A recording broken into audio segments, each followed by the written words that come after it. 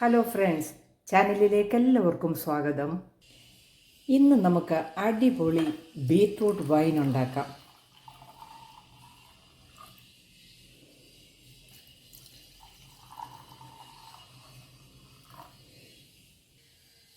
അതും വെറും 3 ദിവസം കൊണ്ട് ഉണ്ടാക്കിയെടുത്തത്. നമുക്ക് ഈ ബീറ്റ്റൂട്ട് വൈനിൻ്റെ വീഡിയോ ഒന്ന് കണ്ടു നോക്കാം. ബീറ്റ്റൂട്ട് വൈൻ ഉണ്ടാക്കുന്നതിന് ഞാൻ 3 ബീറ്റ്റൂട്ടാണ് എടുത്തിരിക്കുന്നത്. ഏകദേശം ഇത് 1/2 കിലോളമുണ്ട്. ഇത് തൊലിയൊക്കെ ഒന്ന് കളഞ്ഞ് ഒന്ന് ഗ്രേറ്റ് ചെയ്തെടുക്കാം. 3 ബീറ്റ്റൂട്ട് നന്നായിട്ട് ഗ്രേറ്റ് ചെയ്തെടുത്തിട്ടുണ്ട്. ഇത് നമുക്കൊരു പാത്രത്തിലേക്ക് ഇടാം.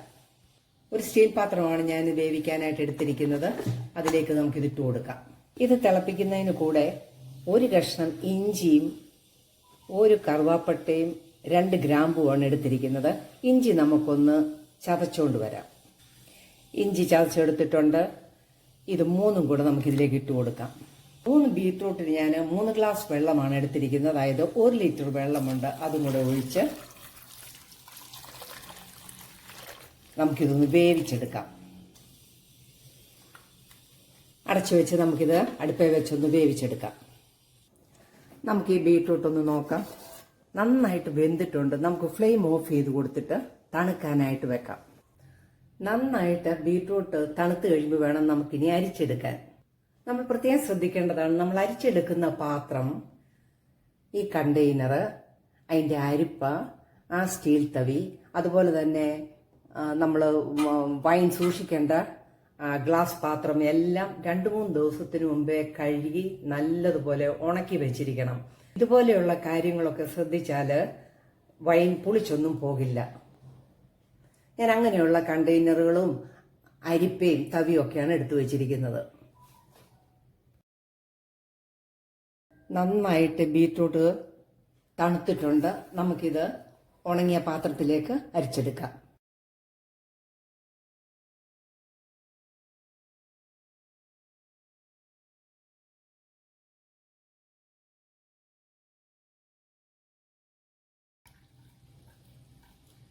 നമുക്ക് നല്ലതുപോലെ ഈ സ്പൂൺ കൊണ്ട് പ്രസ് ചെയ്ത് മുഴുവൻ ജ്യൂസും ഇതിനകത്തേത് എടുക്കാം.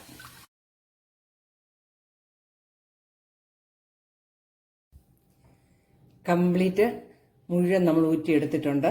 ഇത് നമുക്ക് മാറ്റാം. വൈൻ ഇടുന്നത് നമ്മൾ ഈ ഭരണിയിലാണ്. അതിലേക്ക് നമുക്ക് ഈ ബീറ്റ്റൂട്ടിൻ്റെ ജ്യൂസ് ഒഴിച്ചു കൊടുക്കാം. ഈ അരിച്ചൊഴിച്ച വൈനിലേക്ക് 1.5 കപ്പ് പഞ്ചസാരയും കൂടെ ചേർക്കാം.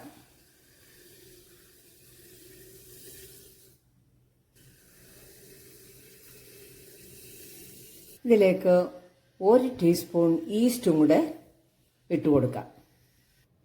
നമ്മൾ ഏതാണ്ട് 1/4 ഭാഗത്തോളമാണ് ഒഴിച്ചു കൊടുത്തിരിക്കുന്നത്. നമുക്കിതെല്ലാം കൂടെ നന്നായിട്ടൊന്ന് ഇളക്കി കൊടുക്കാം. നമുക്ക് ഈ ഗ്ലാസ് ജാറ് അടച്ചു കൊടുക്കാം.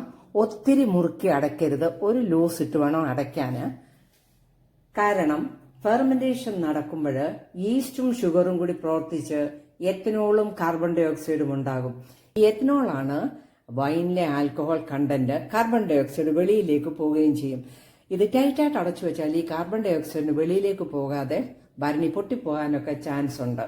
ഇനി നമുക്ക് നാളെ ഈ സെയിം ടൈമിൽ തന്നെ തുറന്ന് ഇളക്കി കൊടുക്കാം. 3 ദിവസവും ഇങ്ങനെ റിപ്പീറ്റ് ചെയ്ത് കൊടുക്കാം. തേർഡിൽ ഓപ്പൺ ചെയ്ത് വൈൻ എടുക്കാം. നമുക്കിത് അടച്ചു മാറ്റി വെക്കാം. നമ്മൾ ഒരു ദിവസം കഴിഞ്ഞ് ബീറ്റ്റൂട്ട് വൈൻ ഇട്ടിട്ട് സെയിം ടൈമിൽ തന്നെ നമുക്കതൊന്ന് ഇളക്കി വെക്കാനായിട്ട് എടുത്തതാണ്. തുറന്ന് നന്നായിട്ടൊന്ന് ഇളക്കി കൊടുക്കാം.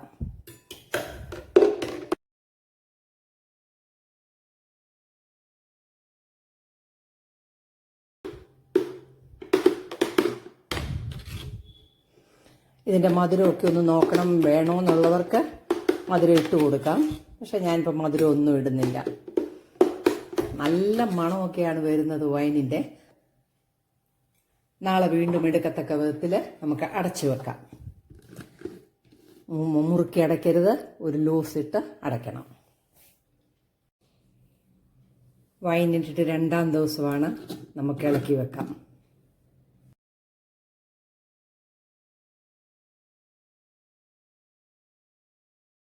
ഇന്നും ഇന്നലത്തേതിലും നല്ലൊരു മണമാണ് ഉണ്ടായിരിക്കുന്നത്. വീണ്ടും നമുക്ക് അടപ്പ് കൊണ്ട് അടച്ചു വെക്കാം. ഇന്ന് 3-ാം ദിവസമാണ്. നമുക്ക് ഈ ഗ്ലാസ് ജാർ തുറന്ന് ഇളക്കി കൊടുക്കാം.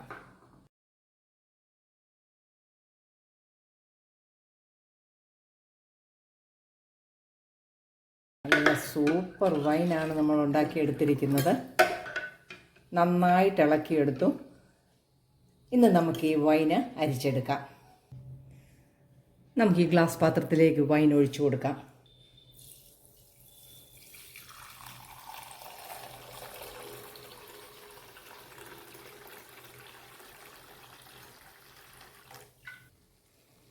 ഇതിലൊന്നുമില്ല, നമ്മൾ അതുപോലെ ആദ്യം നമ്മൾ അരിച്ചൊഴിച്ചതാണ്.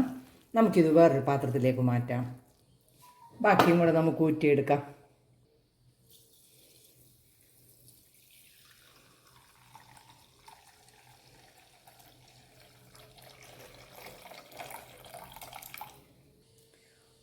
വൈനെല്ലാം നമ്മൾ ഊറ്റിയെടുത്ത്. ഈ വൈന് നല്ല സ്വാദാണ്.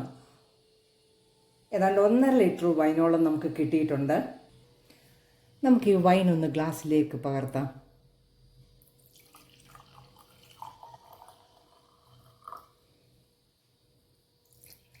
നല്ല ടേസ്റ്റി ആയിട്ടുള്ള ബീട്രൂട്ട് വൈൻ റെഡി ആയിരിക്കുകയാണ്. നമുക്കിതിൻ്റെ സ്വാദൊന്ന് നോക്കാം. നല്ല രുചിയാണ്. 3 ദിവസം കൊണ്ടുണ്ടാക്കാവുന്ന ഈ വൈൻ ആർക്കും ഉണ്ടാക്കിയെടുക്കാവുന്നതാണ്. വീഡിയോ ഇഷ്ടമായാൽ ലൈക്ക് ചെയ്ത് സപ്പോർട്ട് ചെയ്യാൻ മറക്കല്ലേ. നല്ല വീഡിയോയുമായിട്ട് വരുന്നതുവരെ ബൈ.